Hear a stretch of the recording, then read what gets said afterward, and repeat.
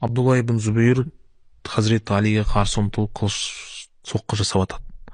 Сол кезде Хазіреті Али тұрып айтады: мен бір күні бақтың ішінде отырғанда Алла елшісінің жанына келдім. Сол жерде сен бар едің дейді. Есіңде ме дейді. Абдулла ибн Зубейр үндемейді.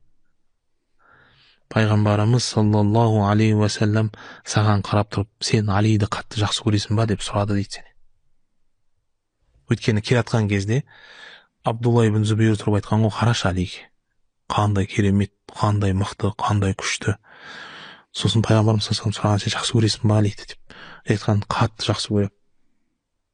Пайғамбарымыз саллаллаху алейхи вассалам тағы сұрайды: сен жақсы көресің ба Алиді? Өте қатты жақсы көремін. Сен оны жақсы көресің ба деп, қатты, өте қатты, жанымнан артық жақсы көремін. Олай болса біл, бір күні сен екеуің бір-біріңмен қарсы кездесесіңдер. Екеуің бір-біріңе қол жұмсайсыңдар. Сол кезде біл, ей Абдулла ибн Зубейр, сенікі дұрыс емес, Али хақ болып шығады. Байқа, анау қылыш тұрып атқан кезде Хазіреті Али айтады: есіңде ма сол күн? Айтады: есімде. Сен мені жақсы көрем демедің ба? Дедім.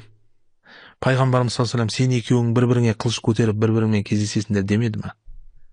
Иә деді. Хадистің соңын қалай дейді.